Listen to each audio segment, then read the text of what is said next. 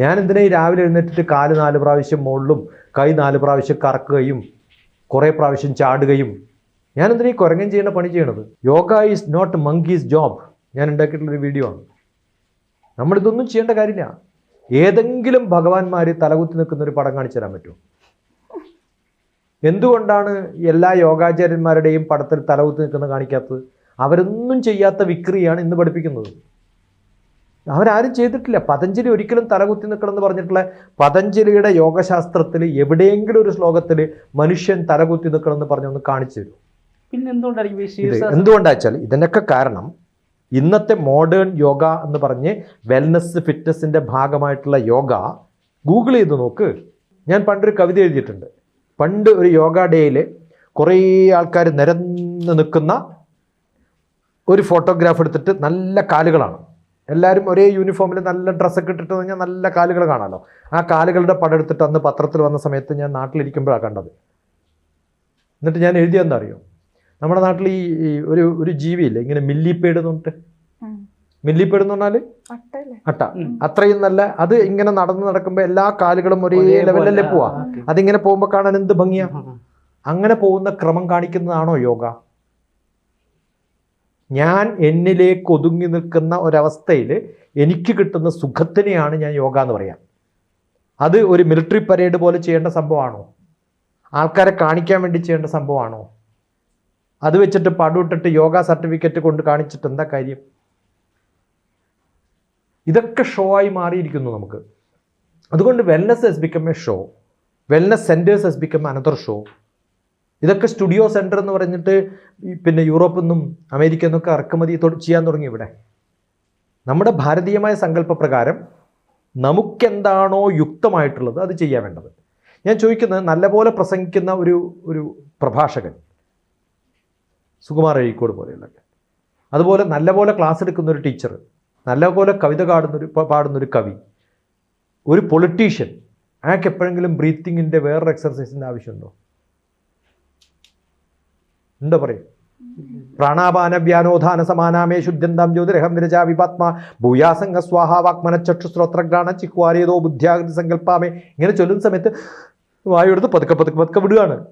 അതിന് ഏതാ ക്രമം എന്ന് ചോദിച്ചാൽ, ഏതാണോ എനിക്ക് പറ്റുന്ന തരത്തിൽ ഞാൻ ചെയ്യുന്നത് അതുപോലെ ഞാൻ ചെയ്യുന്നു. അത് സ്വാഭാവികമായിട്ട് നാമം ചൊല്ലുമ്പോൾ ഉണ്ടാവുന്നതാണ്. അതുകൊണ്ടാണ് നമ്മളൊക്കെ നാമം ചൊല്ലണം എന്ന് ചെറുപ്പത്തിൽ പഠിപ്പിച്ചത്. നാമം ചൊല്ലുന്നത് ഭഗവാനെ പേര് വിളിച്ചിട്ട് നമുക്ക് ഗുണം കിട്ടാറൊന്നുമല്ല. രാമ രാമ രാമ രാമ രാമ രാമ രാമ ശ്വാസക്രമം പഠിപ്പിക്കാനുള്ളൊരു മെത്തേഡാണ്, ഒരു ടെക്നിക്കാണ്. ആ ടെക്നിക്ക് കൊണ്ട് നമ്മൾ ചൊല്ലുമ്പോൾ എല്ലാവരും ഒരേ ക്രമത്തിലാണോ ചൊല്ലുക? അല്ല. യേശുദാസ് പാടുന്ന പാട്ട് പോലെ എനിക്ക് പാടാൻ പറ്റുമോ? യേശുദാസ് പാടുന്നതാണ് കറക്റ്റ് എന്നുണ്ട് ഞാൻ പാടാൻ തുടങ്ങിയാൽ എന്താവും? എൻ്റെ കാറ്റടിച്ചു പോവും, അയാളുടെ പാട്ടടിച്ചു പോവും, നമ്മുടെ കാറ്റടിച്ചു പോവും, അത്രേ ഉള്ളൂ. അപ്പം നമുക്ക് ചെയ്യാൻ പറ്റുന്ന കർമ്മങ്ങൾ യുക്തേന എന്നാണ് എല്ലായിടത്തും ഉള്ളത്. പ്രാണായാമേന യുക്തേന. യുക്തം എന്ന് പറഞ്ഞാൽ എനിക്ക് പറ്റുന്നത് ഞാൻ ചെയ്യണം, നമ്മുടെ യുക്തിക്കനുസരിച്ച്. ഭക്ഷണം പോലും എൻ്റെ യുക്തി. ഒരാൾ 10 ഇഡ്ഡലി കഴിക്കുന്നതെന്ന് പറഞ്ഞാൽ ഞാനും 10 ഇഡ്ഡലി കഴിക്കാൻ പോകരുത്. എൻ്റെ ശീലം 6 ആണെങ്കിൽ 6. അയാൾ എന്ത് ചെയ്യണം? കുറക്കണം. ഇതൊക്കെ വളരെ സുഖമായിട്ട് ചെയ്യാൻ പറ്റും. അതുപോലെ ഓരോ ഭക്ഷണത്തിനും പാകമുണ്ട്. കഴിക്കുന്ന സമയത്ത് വെൽനസ് എന്ന് പറയുന്നത്, ഇപ്പം ഞാൻ പറയുന്നത്, പലതിനും നമ്മൾ കഴിക്കുന്ന ആഹാരങ്ങളുടെ ക്രമമുണ്ടല്ലോ. ഇന്നിപ്പോൾ ഉച്ചക്ക് ഭക്ഷണം കഴിക്കുന്ന സമയത്ത് കായ കറി ഉണ്ടായിരുന്നു, പച്ചക്കായ, നല്ല പച്ചക്കായ മഞ്ഞളിട്ട് ഉപ്പിട്ട് നല്ലപോലെ ഒന്ന് പുഴുങ്ങി നല്ലപോലെ ഞെരടി ഭക്ഷണം കഴിച്ചാൽ ഒരു വിധത്തിലുള്ള ലൂസ് മോഷനൊക്കെ നിൽക്കും. നല്ലപോലെ ഫൈബർ ഉണ്ട്. അതേ പഴമായി പഴുത്ത് കഴിച്ചു കഴിഞ്ഞാലോ കുറേ കഴിച്ചാൽ ലൂസ് മോഷൻ വരും.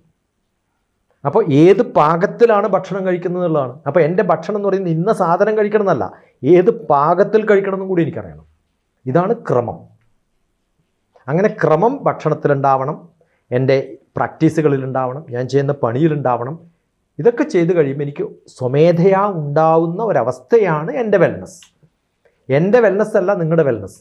അതുകൊണ്ട് എനിക്ക് എല്ലാവരെയും ഒരേ ഫ്രെയിമിലിടുന്നൊരു, നമ്മളിപ്പോൾ അങ്ങനെയല്ലേ, പണ്ടൊക്കെ ഇഷ്ടമുള്ള ഡ്രസ്സ് ഇട്ടിട്ട് സ്കൂളിലൊക്കെ പോവാം. ഇപ്പം എങ്ങനെയാണ്? എല്ലാവരെയും ഒരേ യൂണിഫോം. പണ്ട് നമുക്ക് ഇഷ്ടമുള്ള ബാഗ് എടുത്തിട്ട് പോവാം. ഇപ്പം അങ്ങനെയല്ല, എല്ലാവരും സ്കൂൾ കൊടുക്കുന്ന ബാഗേ എടുക്കാവൂ. പണ്ടൊക്കെ എല്ലാവർക്കും ഇഷ്ടമുള്ള നോട്ട് ബുക്കുകളിലോ സ്ലേറ്റിലോ ഒക്കെ എഴുതാം. ഇപ്പം അങ്ങനെയല്ല. സ്കൂൾ കൊടുക്കുന്ന നോട്ട് ബുക്ക് നമ്മളെല്ലാവരെയും ഒരേ ഫ്രെയിമിനകത്തിടുകയാണ്. നമ്മുടെ സ്വാതന്ത്ര്യങ്ങളൊക്കെ ഇല്ലാണ്ടാക്കി, നമ്മുടെ ക്രിയേറ്റിവിറ്റിയൊക്കെ ഇല്ലാണ്ടാക്കി, വളരെ ഒരു മെക്കാനിക്കൽ ആയിട്ടുള്ളൊരു ജീവിതം ഉണ്ടല്ലോ, ആ ജീവിതത്തിലേക്ക് നമ്മളെ നയിക്കുന്നതാണ് ഇന്ന് യോഗയുടെയും എല്ലാത്തിൻ്റെയും അബദ്ധം എന്ന് പറയുന്നത്. ഞാൻ എന്നിലേക്ക് ഒതുങ്ങി എൻ്റെ ഇന്ദ്രിയങ്ങളെയൊക്കെ അടച്ച് പുറത്തു നടക്കുന്ന സംഭവങ്ങളിലൊന്നും ശ്രദ്ധയില്ലാതെ ഞാൻ പഠിക്കുന്ന സമാധി എന്ന അവസ്ഥയെ ഞാനും എൻ്റെ ഫാമിലിയും മെഡിറ്റേറ്റ് ചെയ്യാൻ പോകുന്നു, ഞാൻ 10 മിനിറ്റ് മെഡിറ്റേറ്റ് ചെയ്ത് വരാം എന്ന് പറഞ്ഞ് പോകുമ്പോഴേ നമുക്കൊരു സഹതാപം തോന്നും. മെഡിറ്റേഷൻ സ്റ്റേറ്റിലേക്ക് കയറിയിട്ടുള്ള ഒരാൾക്ക് 10 മിനിറ്റ് ഇല്ല. സമയത്തിന് അതീതമാണ് അദ്ദേഹത്തിൻ്റെ ഇന്ദ്രിയങ്ങൾ. പിന്നെ ഇങ്ങനെ ധൃതിയിൽ ഓഫീസിൽ പോകുന്നതിന് മുമ്പ് 10 മിനിറ്റ് മെഡിറ്റേറ്റ് ചെയ്യാം, അത് ചെയ്യരുത്. ഞാൻ സമാധാനമായിട്ട് ഒന്നിനെക്കുറിച്ചും ആലോചിക്കാതെ എല്ലാം മറന്നിരിക്കുന്ന, എൻ്റെ ബുദ്ധിയൊക്കെ നശിച്ചു പോയിട്ടുള്ള, അതിനെ ഒരു വൈബ്രേഷനും ഇല്ലാതെ ഒതുക്കാൻ പറ്റുന്നൊരവസ്ഥയിലാണ് ഞാൻ സമാധിയിലെത്തുക. അങ്ങനെ എത്താൻ സാധിച്ചാൽ നിങ്ങൾ വെൽനസ്സിലെത്തി. അത് കണ്ണടച്ചിരിക്കുമ്പോഴല്ല, ഞാൻ ചെയ്യുന്ന പണികളിൽ പോലും, നമ്മുടെ ജോലിയിലും അത് ക്രമമായിട്ട് നടക്കണം.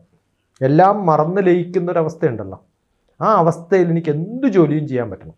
അത് കുക്കിംഗ് ആയാലും, ഡ്രൈവിംഗ് ആയാലും, പ്രഭാഷണമായാലും, ഡിസ്കഷൻ ആയാലും, പഠനമായാലും, പഠിപ്പിക്കലായാലും, എന്താണോ ഞാൻ ചെയ്യുന്ന ഉതകുന്ന ജോലി, എനിക്ക് അതാണ് എൻ്റെ പാഷൻ.